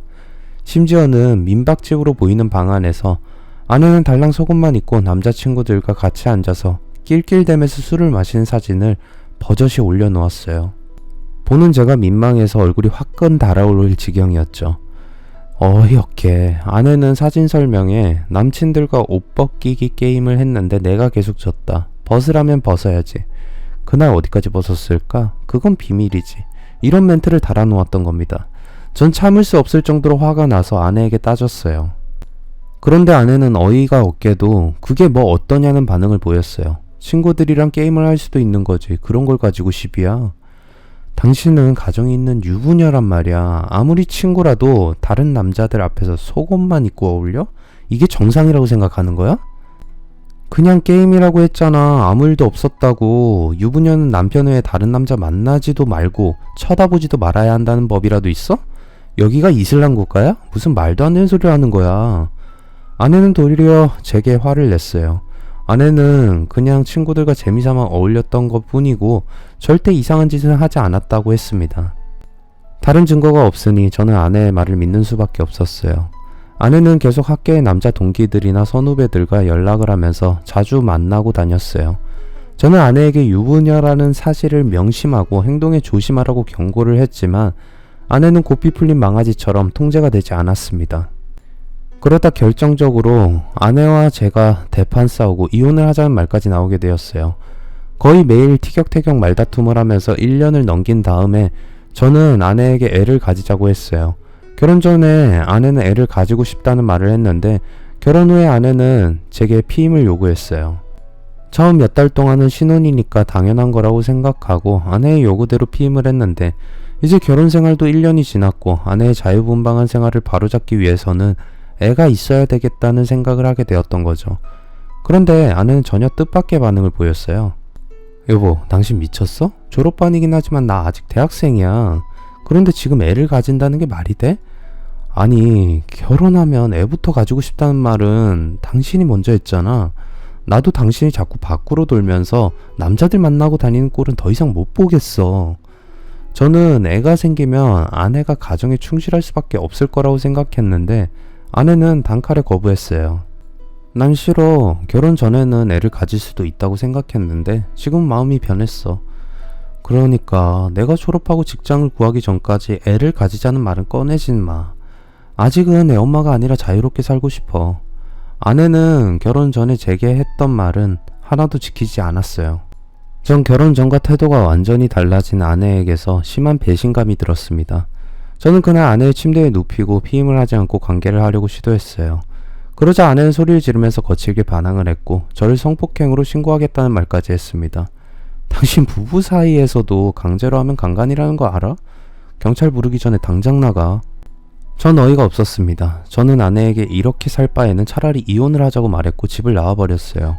그날부터 아내는 저와 관계를 거부하고 각방을 쓰겠다고 했습니다. 제가 부드럽게 달래도 아내는 저를 밀어내면서 거부했어요. 저희 부부가 각방을 쓰게 된 지 한 달이 넘게 지난 다음에 대학 동기 모임에서 만난 동기는 제게 정말이지 충격적인 말을 해주었어요. 예전에 아내를 조심하라고 경고를 했던 동기는 저를 보자 먼저 아내와 어떻게 지내는지 물었어요. 저는 힘없이 아내와 있었던 일들을 모두 동기에게 말해주었죠. 그러자 그는 그럴 줄 알았다는 듯이 반응을 보였어요. 그리고 다른 동기들을 피해 다른 자리로 가자고 하더니 아내가 제게 숨기고 있던 비밀을 말해주었습니다. 아내는 예전부터 여러 남자와 난잡하게 놀아놨고 지금도 어울리고 있다고 했어요. 그냥 친하게 어울리는 정도가 아니라 바람을 피우고 있다고 했어요. 동기는 그래서 아내를 데리고 놀기는 좋지만 조심해야 하는 여자라고 했던 겁니다. 그 전부터 너한테 말해주려고 했는데 내가 괜히 남의 집안에 분란을 일으키는 게 아닌지 걱정이 되어서 말을 아꼈어. 그런데 은정이가 하고 다니는 게 너무 심해. 너도 한번 잘 살펴봐. 그리고 어떻게 할 건지 결정해라. 저도 아내가 여러 남자들과 어울린다는 건 이미 알고 있었지만 바람을 피울 거라고는 생각하지 못했어요. 그래서 동기가 경고를 해준 대로 아내의 행동을 유심히 살피기 시작했습니다. 그러자 얼마 지나지 않아서 아내에게 내연남이 있다는 걸 알게 되었어요. 그것도 한 명이 아니었어요. 저는 아내의 휴대폰에서 결정적인 불륜의 증거를 찾아서 아내를 다그쳤습니다. 아내는 어이없게도 다른 남자와 바람을 피우는 걸 제게 들키고도 뻔뻔스럽게 절대 이혼은 못한다고 하면서 울고불고 매달렸습니다. 여보 미안해. 어쩌다 실수한 거야. 앞으로 내가 잘할게. 한 번만 용서해줘. 제발. 내가 사랑하는 남자는 당신뿐이야. 아내는 가증스럽게도 저만 사랑한다는 거짓말을 하면서 눈물을 흘리면서 용서를 빌었어요. 하지만 저는 더 이상 겉과 속이 다른 아내의 거짓말에 속아줄 마음이 없었어요. 당신은 나를 바보로 생각해? 이런 더러운 짓을 저질러 놓고 용서해달라고 하면 다 해결될 거라고 생각해? 마음 같아서는 당신을 상대로 소송을 해서 위자료를 받아내고 싶지만 당신이 아직 대학생이고 짧은 시간이지만 우리가 부부로 살았던 걸 생각해서 그냥 조용히 정리하고 갈라서자. 나 당신 얼굴을 보는 것만으로도 구역질 날 지경이야. 제가 마음을 완전히 굳혔다고 생각한 아내는 조용히 고개를 끄덕였습니다. 저는 아내와 합의이혼을 하고 1년 남짓 짧은 결혼 생활을 정리했습니다. 그런데 전처와 이혼하고 갈라선 여파가 가라앉기도 전에 저는 다시 한번 큰 충격을 겪게 되었어요. 저를 가르쳤던 사수인 팀장의 비리를 알게 되었던 거죠. 저는 어느 기업의 분기 결산 회계 감사를 진행하고 있었는데 팀장이 저를 부르더니 그 일에서 손 떼라고 지시를 했어요. 감사 보고서를 거의 다 작성한 상태여서 저는 갑작스러운 하차 명령이 의아해서 팀장에게 이유를 설명해 달라고 요청을 했어요. 팀장님, 감사가 거의 다 끝났는데 손을 떼라고 하시는 건 납득할 수 없습니다. 혹시 저를 못 믿으시는 건가요? 아니에요. 그런 게 아니라 저도 잘 모르겠는데 윗선에서 그 회사에 대한 회계 감사를 제가 다시 정밀하게 진행하라는 지시를 받았어요. 팀장은 상부의 지시라고만 말하면서 제대로 설명해 주지 않았습니다. 회사의 지시이니 저는 그 회사의 감사에서 손을 뗐는데 얼마 후에 저는 충격적인 사실을 알게 되었습니다. 팀장이 회계 부정을 저지르면서 그 기업의 회계 장부를 조작해서 탈세를 도와주었다는 걸 알게 된 겁니다. 팀장은 처음부터 저를 배제하고 그 기업과 결탁해서 부정을 저지르려고 마음먹고 있었다는 생각이 들었어요. 저는 고민하다 회사 간부에게 팀장의 비리를 제보했습니다. 그런데 상급자는 이런 충격적인 사실을 알고도 별로 놀라지도 않았습니다. 그래, 정 팀장이 이런 짓을 했다는 말이지. 알았어. 내가 처리할 테니까 김 대리는 다른 직원들에게는 일체 비밀을 유지해. 저는 상급자만 믿고 처리 결과를 기다렸습니다. 이런 중대한 과실은 회사 내규에 따르면 바로 파면이었기에 저는 곧 팀장이 사직서를 내고 처벌을 받을 거라고 생각하고 있었어요. 하지만 한 달이 지나도 아무런 조치가 이루어지지 않았고 팀장은 회사에서 쫓겨나기는커녕 오히려 승진을 했어요. 팀장은 승진을 하고 며칠 뒤에 제게 퇴근 후에 따로 만나자고 했어요. 팀장은 저를 조용한 술집으로 데리고 가더니 김대리, 강 부장한테 내가 회계 부정을 저질렀다고 일러 바쳤죠? 라고 단도직입적으로 물었어요.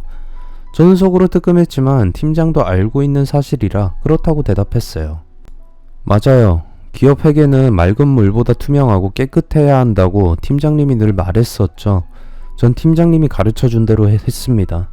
제 말을 들은 팀장은 피식 코웃음을 쳤어요. 그래요. 아주 잘났네.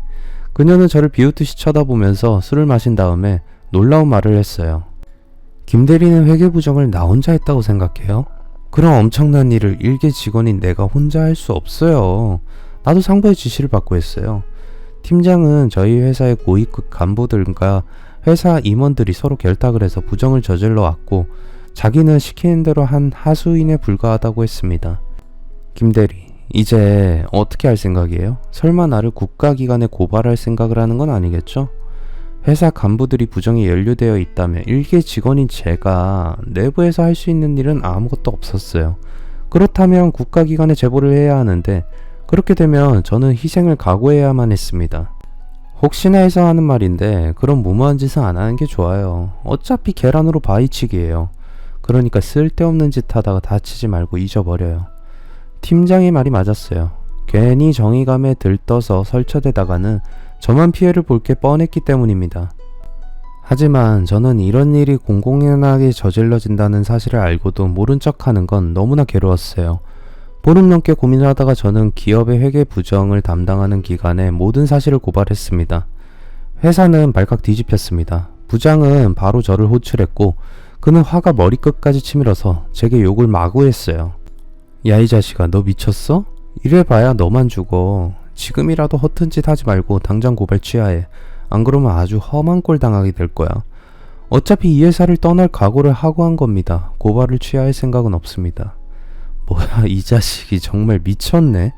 부장은 노발대발하면서 제 얼굴에 서류 뭉치를 집어던지면서 쌍욕을 했어요. 그날 퇴근을 하자 팀장은 다시 제게 할 이야기가 있다고 했어요. 그리고 저번에 갔던 술집에 마주 앉은 팀장은 충격적인 제안을 했어요. 김 대리가 고발 취하하지 않으면 내가 모든 책임을 져야 돼요. 김 대리, 내가 부탁할게. 우리 거래해요. 팀장은 저와 하룻밤을 자줄 테니까 고발을 취하라고 부탁을 했어요. 30 초반의 팀장은 아주 매력적인 여자였어요. 그녀는 자신의 육체를 쓰더라도 제 마음을 돌리려고 절박하게 유혹을 했습니다. 여자로서 매력이 흘러넘치는 팀장의 유혹에 저는 순간적으로 마음이 흔들렸지만 그녀의 거래 제안을 거절했습니다. 그녀와 관계를 가지는 건 독이 든 술을 마시는 것과 같다는 걸 알았기 때문이죠. 다음날 저는 미련 없이 사직서를 제출하고 회사를 떠났습니다. 5년이 넘게 일했던 회사를 어쩔 수 없는 사정으로 떠나게 되자 아쉬움이 많이 남았고 이혼에 이어 회사에서 억울하게 쫓겨나자 정신적인 충격으로 한동안 방황을 하게 되었어요. 그때 저를 잡아준 사람이 바로 두 번째 아내였습니다. 한순간에 백수가 된 저는 머릿속이 복잡할 때는 무작정 밖으로 나와서 거리를 걸었습니다. 방 안에 가만히 누워있으면 온갖 잡생각들이 떠올라서 가슴이 답답하기만 했어요. 거리로 나와서 분주하게 오고 가는 사람들 틈에 섞여서 정해진 목적지는 없지만 버스를 타거나 전철을 타고 물끄러미 창밖을 보면서 돌아다녔습니다. 그러다 마음이 내키면 아무 곳에서나 내려서 그냥 걸었습니다. 그러다 괜찮은 식당이 보이면 들어가서 밥을 먹었고 분위기 좋은 카페가 보이면 들어가서 1시간이 넘게 멍하니 앉아있기도 했죠. 그날도 저는 거리에서 정처 없이 배회하다가 눈에 보이는 카페에 들어갔습니다. 내부는 조용했고 소파는 푹신했어요. 젊은 세대들이 즐겨 찾는 감각적인 카페와는 느낌이 달랐습니다. 인테리어도 소박했고 은은한 조명이 비춰지는 곳에는 그림이 여러 점 걸려 있었고 음악도 걸그룹의 노래가 아니라 클래식 음악이 조용하게 흘러나오고 있었어요. 저는 음악과 이런 고전적인 분위기가 너무 마음에 들어서 마음이 심란하거나 뭔가 조용히 생각할 게 있을 때는 늘 그 카페에 들리곤 했어요. 일주일에 2-3번 정도 혼자 와서 커피를 마시면서 음악을 들으며 생각에 잠겨있는 저를 카페의 여사장도 특별한 손님으로 대우하면서 알아보게 되었어요. 한 달이 지나자 그녀는 자연스럽게 제게 다가와서 앞에 앉았어요. 실례해요. 방해가 안 된다면 잠깐 앉아도 될까요? 저는 고개를 끄덕였어요. 이런 장사를 하다 보니 특이한 손님들을 많이 경험했는데 그쪽은 그 중에서도 유별난 것 같아요. 그녀는 제게 뭔가 심각한 고민이 있어 보이는데 맞느냐고 물었어요. 누구나 말 못할 고민이 하나씩은 있잖아요. 저도 마찬가지예요. 고민이 있으면 한번 털어놔봐요. 혹시 알아요? 제가 도움이 될지. 그녀는 자기가 심리상담사 자격증이 있다고 했어요. 그녀는 제가 묻지도 않았는데 먼저 3년 전에 남편과 이혼하고 혼자 산다고 하면서 왜 남편과 이혼을 하게 되었는지 털어놓았어요. 결혼 후 폭력적으로 변한 남편의 학대를 견디지 못하고 이혼을 했다는 겁니다. 그녀의 남편은 관계를 할 때마다 이상하고 변태적인 것을 요구했다고 해요. 그걸 거부하면 남편은 그녀에게 욕을 하면서 심하게 때렸던 거죠. 그녀는 남편의 구타와 학대로 우울증과 공황장애까지 생겨서 심리상담을 받게 되었다고 했어요. 그러면서 심리상담에 흥미를 느끼게 되었고 남편과 이혼을 한 다음에는 카페를 운영하면서 본격적으로 공부를 해서 자격증을 땄다고 했습니다. 저는 미처의 본전이란 생각이 들어서 그녀에게 제가 겪은 억울하고 기가 막힌 일들을 모두 털어놓았습니다. 제 말을 들은 그녀는 차분하게 제 마음을 가라앉혀 주었고 어떻게 치밀어 오르는 억울함과 화를 다스릴 수 있는지 말해주었습니다. 그녀와 대화를 하면서 저는 가슴속에 맺혀있던 응어리 같은 게 조금은 풀리는 느낌이 들었어요. 단골이 되어서 제 취향을 알게 된 그녀는 제가 좋아하는 음악을 틀어주었고 가끔씩 저의 말상대가 되어주기도 했어요. 그녀는 저보다 5살이나 많은 연상의 여인이었어요. 때로는 누나처럼 또 어떤 때는 엄마처럼 자상하게 저를 챙겨주고 어렵고 힘든 일이 있을 때는 제 고민을 들어주면서 어떻게 해결하는 게 좋을지 방법을 말해주기도 했어요. 저는 연하의 전처와 살 때 철이 없는 전처가 저지르는 사고를 저 혼자 뒷감당을 해야 했던 것과는 정반대로 정신적으로 그녀에게 많이 의지하게 되었고 위안을 받게 되었어요. 그렇게 저희들의 사이는 정신적으로 그리고 육체적으로도 깊어졌어요. 저는 그녀와 다시 한번 새로운 인생을 시작해보자는 생각을 했고 제 마음을 고백하고 결혼을 하자고 했습니다. 그녀도 제 마음을 받아주었고 저희들은 부부가 되었습니다. 아내의 조언과 위로로 그동안 가지고 있던 마음의 상처가 많이 없어져서 저는 회계사무소를 열고 일을 시작하게 되었어요. 결혼을 하면서 아내는 자기 집에서 같이 살자고 했어요. 그녀의 집에는 장모와 후배가 같이 살고 있는데 장모는 몸이 아파서 자기가 보살펴야 한다고 했어요. 자기야, 우리 분가해서 따로 살지 말고 우리 집으로 들어와서 살아. 그러다가 형편이 좋아지면 새로운 집으로 이사를 하자. 아내는 지금 제가 살고 있는 집에 전세금을 빼서 빌려달라고 했어요. 자기야, 내가 급하게 막아야 하는 돈이 있어서 그래. 다음 달에 돌려줄게. 저는 뭔가 찜찜했지만 거절할 수는 없었어요. 이제 새로운 출발을 하는 마당에 돈 문제 때문에 아내와 사이가 틀어지고 싶지는 않아서 전세금을 아내에게 빌려주고 그녀의 집으로 들어가서 살림을 합쳤습니다. 어머, 형부 어서와요. 언니가 형부 정말 잘생겼다고 입이 침이 마르도록 칭찬을 했는데 정말이네. 반가워요.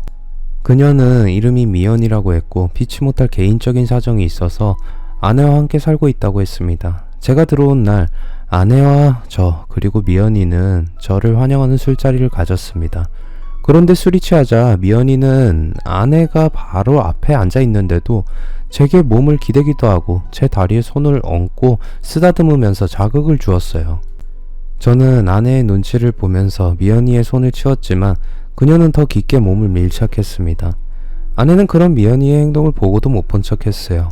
그 뒤로 아내가 집을 비우기만 하면 미연이의 수상한 행동은 어김없이 시작이 되었어요. 한 번은 아내가 카페를 쉬는 날 동창들과 같이 여행을 간다면서 집을 비웠어요. 전 혼자 안방에서 자고 있는데 누군가 방으로 들어오는 인기척에 잠을 깼습니다. 미연이었어요. 그녀는 이불을 들추고 제 옆에 눕더니 제 몸을 만지기 시작했습니다. 저는 깜짝 놀라서 벌떡 일어나서 불을 켰습니다. 그러자 미연이는 속옷만 입은 채로 제 옆에 태연하게 누워 있었어요.